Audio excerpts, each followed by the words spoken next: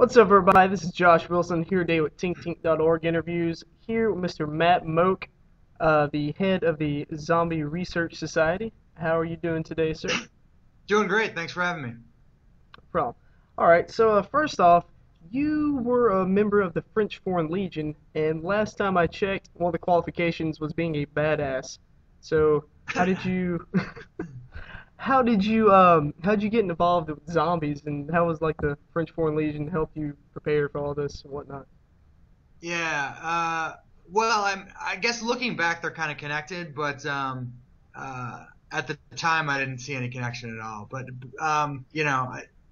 it's a long story. I ended up joining the French Foreign Legion, but it was a lot of fun. Essentially, I was working in LA after school, after I got out of graduate school, and I hated my job, and I didn't like LA. I didn't like what I was doing, so I wanted to do something crazy, and I figured go join the Legion. Sounded like a good idea at the time. So, but I think that the way that it helped me in terms of my interest in zombies is that the Legion doesn't have a lot of money, so it was very low tech. Like all the training we did in the Legion was very like we don't have GPS and you don't have high level equipment, and so if you go out like backpacking or in the middle of the night, I mean it's essentially you and your boots, and like that's all you've got, and your weapon. And so I think a lot of modern militaries are really high tech nowadays, and the Legion is really low tech. And so in terms of zombie survival, that kind of applies, because in the zombie apocalypse, you're kind of stuck with just what you have, on your back. So, what really got you into zombies and made you want to form the Zombie Research Society? Well, I've always been obsessed with zombies personally. Like they've always scared the crap out of me. So I actually got a master's in film from NYU Film School, and somehow I convinced them to let me study horror and cinema. And I did my master's thesis on zombies. So while everybody else in my class was doing like French New Wave and studying art films and other things like that, I was basically watching every zombie and horror movie you could think of. But I kind of realized along the way that I was never as scared watching any zombie movie as I thought I would be in a real zombie outbreak. So that's kind of how Zombie Research Society started. I was like, okay, well, if a zombie were actually to show up at my front door, what would it look like, and how would it hunt me, and how do I actually survive, like for real? And so I just started asking those basic questions to real experts. Like if I wanted to know how the zombie brain worked, I'd ask a neuroscientist. And I wanted to know how the disease might spread, I'd ask a virologist. And that's really how it grew. Speaking of all your buddies with PhDs, I might add, Yeah, PhDs, people, these geniuses, were they kind of a little skeptical, maybe a little afraid to come out and be like, yeah, zombies, they're real, or how smoothly did that go? Yeah, I mean, maybe a little at first. I mean, the thing about it is, a lot of people I called just to ask questions, and everybody, like, they would laugh or smile or think it was funny, but everybody was pretty much willing to help. They kind of saw I was taking it seriously, and I'd done some research, so I didn't just call them randomly. I'd read the papers they wrote and things like that. So they were willing to help. And then what happened was some of the people I actually called turned out they were really interested in zombies. So that's how the advisory board grew. It wasn't intentional. I didn't plan to like build a board that had all these PhDs on it. But I'd call up some neuroscientist, and it turns out he's a huge zombie fan. And so then he'd say, hey, that's cool that what you're trying to do. Like, I want to get more involved. So that's how the board was built. So there wasn't a lot of resistance. Like it was more like they wanted to get involved. And so I was like, well, let's just start this advisory board. And they were like, that's great. Now, a couple of them, I think especially at first, now that the board has a lot of reputable people on it, it's not an issue. But at first it was kind of like, maybe don't, put the school that I work for, or maybe they'll get mad or whatever. But now it's not a problem at all. Speaking of the advisory board, it says it, I'm just making sure, is George A. Romero actually a part of your board? Yeah, he is. The Yep. man himself. Yep. So, Yeah, he is. He's been on for about a year, which is fantastic. I actually met him for the first time in person last October, and got at a convention up in Seattle, and we just started talking about it. And he met some of the other board members, and he was actually, lucky for me, he was friends with a couple other board members. They were pretty good friends already, so I knew I kind of had a little bit of an in, and I knew that he already knew it wasn't just some crazy organization, so right. so just talked to him about it a little bit, and he was like, yeah, sure, no problem. And so all the board members have matching blazers that they wear, so I made sure to get him out his blazer in the mail right away, and it's official. There you go. Very You nice. know. Speaking of Mr. Romero, what is your favorite zombie film? Yeah, I mean, I almost feel a little cheesy saying it, but it's got to be Night of the Living Dead. You know, the original. Well, I mean, no, that is like the best Yeah, movie yeah, no, ever. I totally agree, but it just seems, I always feel like when I get asked that question, that I'm expected to say, oh, some, like obscure movie that no one's ever heard of out of like the Ukraine or something. But Just real cliche. yeah, but Night of the Living Dead is just so important. I mean, it created the modern zombie as we know it, and it is the zombie movie. I mean, it's the zombie movie that all other zombie movies and video games and books and everything else spring from. So that's it. Right. Speaking of video games, are you a gamer, perhaps? Yeah, I'm not a huge gamer, but I didn't grow up a huge gamer, but I remember very clearly uh, the day that the original Resident Evil game came out in 1995. It because I didn't even have a PlayStation, and this is the original like PlayStation One. Right, right. I didn't even have one, so I went out and I bought the PlayStation. And remember, I was at the time I was in grad school and I was studying zombies. So I was like, all right, this new zombie game's coming out. It's supposed to be cool. I gotta get it and play it. So I got the game system and I bought the one game and brought it home. And I was gonna go out like somewhere with my friends. Like I had like 3 roommates and we were all gonna go out somewhere. So it was like eight at night and hooked up the game, put it in. I was like, let's just check it out really quick because it's supposed to have cool graphics. And we all sat there, the four of us, for 12 hours. Like, totally canceled all our plans. It was like 8 a.m. before any of us even moved. And at the time, it's just a one-player game. So it was like one guy playing, and the other three of us just like sitting there staring at the screen, like, don't go through that door. So that game, we were just talking about Night of the Living Dead. As important as that is in film, in horror, modern horror films, not just zombie films, but modern horror in general, Night of the Living Dead is like so influential. That influential, I would say, in video games. I mean, it changed the face of like horror gaming, and it changed so much about how video games are made and what they're like. It was Right. Um, how many other zombie-based games have you played? And would you consider zombie gaming to be, I guess, a good survival type training for a situation like that? no. Well, the first one is I've tried to play as many as I can. I mean, I pretty much try to play all of them. Do you have any favorites of those besides Resident Evil, I guess? Yeah. Besides, and I gotta say, I definitely like the earlier Resident Evil personally. I think Dead Island's cool. The new game that just came out, and the expansion packs for what is it? Call of Duty, Right. right? Is it or Yeah, they where have it's zombies. like the latest one with Romero as a zombie. Super cool. I mean that you got to give a big thumbs up to that. And I like them all. Like House of the Dead's all right. Left 4 Dead's cool. Kind of creeps me out. Yeah, I mean all of them. I've pretty much tried to play them all. Me personally, I like when the games, for the most part, stick to the real zombie, what I consider a real zombie. So if you look at like the later Resident Evils, and you look at like, Left 4 Dead, and it's like when they create other types of zombies, like the tank or the witch or whatever. I'm not that into those. Like it just, I feel like they're just doing it, kind of to make the game more interesting. But I feel like you could do that.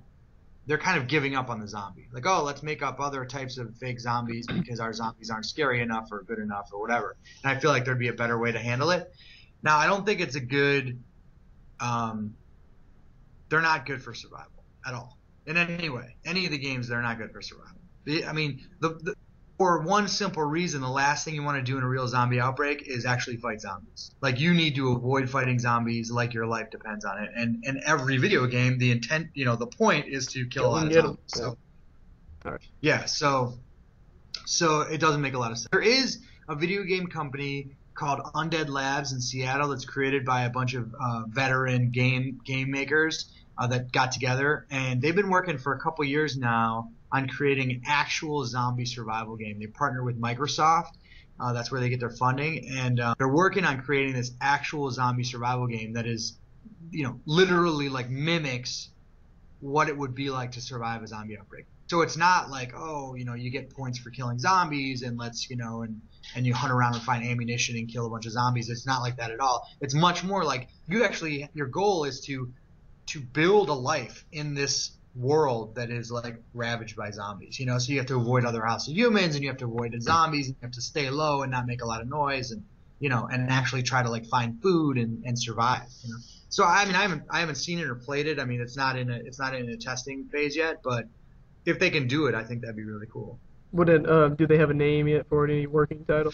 Yeah, no, they call it like their code name for it is like they took it from Zombie Survival Guide, like he's got like what outbreak, like class 3 outbreak or whatever. I think they call Okay. it class 4 or something like that. All right. Yeah. All right. So, the zombie apocalypse. How likely would it be? Good examples, proof of it possibly happening. Anything like that? Yeah, unfortunately, I mean, I just had a book come out a couple weeks ago through Simon and Schuster called "Everything You Ever Want to Know About Zombies," and in it, I interviewed a bunch of like real experts, like real virologists and people studying disease and stuff like that. And unfortunately, some people I interviewed, they didn't know anything about zombies, but I would sort of tell them the symptoms and what it's like and how it's spread. And if you think about it loosely, broadly, in terms of the like the living zombie sickness, like we see in 28 Days Later or Zombieland. Because in Zombieland, by the way, they weren't dead. Those aren't corpses that come back from the dead. Those are actually still living people, just infected with a sickness. So they said, yeah, we could create that in the lab today for sure. They were like, if you give enough time and money and effort, and you got people that know what they're doing, they could create one in the lab because we can clone sheep and we can clone people and animals, and that's a lot more complex than creating combining several different viruses like a rabies virus with like the flu and creating like this disease that causes everyone to go violently insane and try to eat each other. Right. Trying to turn on So, my fingers. in your opinion, if there was an outbreak of something like this, how fast do you think it would spread? Faster it could Yeah. be contained? Would we all just be screwed in today's Well, day and yeah, age? I think that the how fast it would spread is really a question of the incubation period. So it's unlikely that it would be something like 28 days later, where it was like like someone gets a drop of blood in their eye, and 20 seconds later they turn into a raving maniac. Because kind of every pathogen that we know on the planet needs at least like a 1 or 2 day, 2 or 3 day incubation period. So, but actually the thing about that is most experts say that if it's a slower incubation period like that, not only is it more realistic, but it's actually more dangerous It's kind of because like a now ticking time bomb type of thing. exactly, because everybody you can get on planes, travel all over the world. I mean, you see it in that movie Contagion, that came out recently. If it is a 2 or 3 or 4, whatever, even week incubation period, you could have it spread all over the entire planet before anyone even knew it was happening. And then it becomes a real threat. Now, in terms of the damage it would do, almost every expert I talked to, and these are like guys that were like senior executives at Homeland Security and former National Security Council advisors to presidents, they were like, we'll totally screw up the response and it will be a disaster. So basically everybody I talked to was like, it's going to be horrible. And you would think you'd talk to people like, oh, we can handle it, we have protocols in place. They were like, no, there's no way. We would be totally screwed and everything would fall apart. So not So, encourage. or go ahead. I'm sorry. No, I mean, I just, it's a bummer. Well, I mean, I know you're in the French Foreign Legion, and pretty much in a lot of not just zombie movies, but horror movies in general, the military and just pretty much any official with a gun seems really, really incompetent. And it would make me think, like, man, if there was an army out there, you figure they'd be able to take it out pretty quickly. But so that wouldn't be Yeah, the case, I guess. yeah, I think you're right that in movies they do show the military as being totally inept, and I don't really buy that. I mean, for instance, like uh, you'll see, or in books, you'll see like an entire mob of zombies like coming down a street, like even if it's a million zombies marching across a bridge or something, and all the military are just sitting there behind their cars like shooting at them. Meanwhile, they could just have helicopters and hover like 2 feet above where the zombies could reach and just pick them all off. I mean, you could just sit there like picking them off like nothing. So the military would not be that inept. But think about it. Um, you're not just worried about actually killing zombies, because as systems shut down, which they inevitably will, you need to worry about disaster relief, food, water, and shelter for like your entire population. And if you look at Haiti, the earthquake in Haiti in what 2009, the we sent I think 15,000 troops down there, which isn't that many, right? We have Right. 500,000 people in the army, so we've sent 15,000 people down there, and to guard um, pallets of water and relief and food and stuff like that, right? And still there was like rampant rioting and people were stealing the water because people were desperate. But Haiti only has a population of 9 million people. So if you multiply that number out by in the United States, the entire army would be required just to be guarding like pallets of water and relief. You would need the entire army to do that across the United States. And then the question becomes, if you're stationed in Georgia guarding pallets of water and you're a serviceman, and you know there's a zombie outbreak in Iowa and your family lives in Iowa and they could be being attacked right now and eaten by You're not going zombies. to be in Georgia Yeah. anymore. Would you stay in Georgia to guard pallets of water for the desperate people in Georgia, or will you go back to Iowa and worry about your family? And it's like that doesn't mean that you're a bad guy or you're like, what are you going to do? Like it's sort of a disaster that you could never imagine, and so you're not going to sit there and let your family get eaten. So it's not so much that the military would be inept. I think it would, even with the proper response, they would be stretched to their limits. You know. Right. All right. I don't know if you've heard about this. Have you heard there's a zombie militia based in Louisiana? It is a militia created just in case for the day, and they're ready to take them out. Have you contacted these people any at all? Heard from No, them? I haven't. I haven't, but I know that there are a lot of different zombie groups out there. There's actually one called Zombie Squad. Their headquarters are in Missouri, but they've got chapters. They've got quite a few chapters around the country, and they kind of get into disaster preparedness. Kind of their point is that if you're ready for zombies, you're ready for anything. So they kind of do, blood drives, and they help people get ready for floods and other stuff like that. But Kind of I like know the what the CDC did that one time. yeah, the CDC last May. Yeah, they that was crazy. They put out that bulletin, and got 26 million hits on their website and crashed their servers. But which is hilarious. But yeah, so I know that there are a lot of zombie groups out there. I mean, I've been doing this a little while, and it's there are so many zombie groups. I mean, if you look around, there's so many zombie groups. But what happens with a lot of them is they'll like fade away. Like there'll be like a zombie group somewhere, and then they'll just sort of disappear, and then another one props up somewhere. So the ones that actually stick around are not that many if you look 5 years out. But there are a few. There are a few. Nice. So besides your book, everything you want to know about zombies? Hmm. All right. Besides that, and are there any other good reads to help keep you alive? I'm assuming Zombie Survival Guide would be one of them. Yeah, Zombie Survival Guide's good. Actually, Max Brooks wrote the foreword on my book. Kind of endorsed it as like the next chapter in survival and science and stuff. So that's cool. Because his book came out in 2003. But yeah, definitely Zombie Survival Guide. Zombie Survival Guide was groundbreaking. When it came out, it was a huge deal. I don't know. I mean, it depends on kind of how academic you want to get and how like into it you want to get. There's a book by one of our board members who's a professor of international politics, and he wrote a book called International Theories of International Politics and Zombies, and it's all about how different governments would deal with a zombie outbreak. So that's kind of more on a global level, like interesting to learn how different governments would respond and things like that.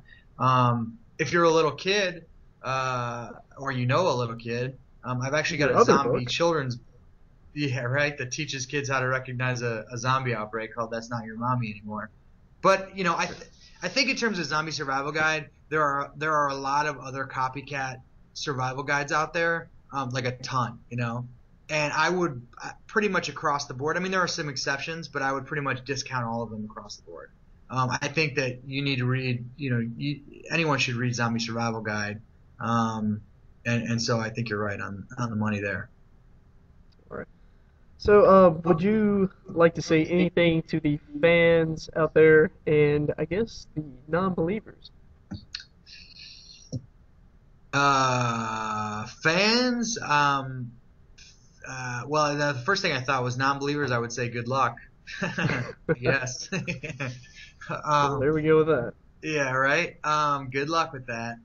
But to the fans, yeah, I mean, of zombie stuff in general, I think it's great what's going on with all the popularity of zombies, and hopefully keeps going strong for a long time. Goodness. So, last question that we got for you. If one of your loved ones gets bitten by a zombie, this is for you personally, would Yeah. you keep them, tie them up, hope there's No. a cure or something, or would you just take them out No. right then and there? I mean, if I was, you see that in movies all the time, right? So if you're really if you're in a safe place and you're sort of trying to be sentimental, I guess you would hang out with them as long as you could until they died, but you would, and then kill them after they die or shoot them in the head. Um, you know, that, I guess that would be an option. I mean, knowing my wife, she'd probably just want me to take her out right away. I mean, it's almost like, it's that, you can almost relate it to, in a rough way, to like Alzheimer's, right? Like if I get old and I'm diagnosed with Alzheimer's, I wouldn't want to wait until I get Alzheimer's to like then have my family have to deal with me. I'd be like, time to go right now. I mean, I know that it's not exactly the same thing, but yeah, if I got bitten, I would just want to be taken out right away, and I assume that my loved ones would feel the same way. And either way, I could wait and just shoot them in the back of the head. They never see it coming. Actually, I lied. That's not the last question. So this is, are you, so more than likely, if it was to happen, we'd be looking at more of like a rage zombie, but you go for more of the Romero type?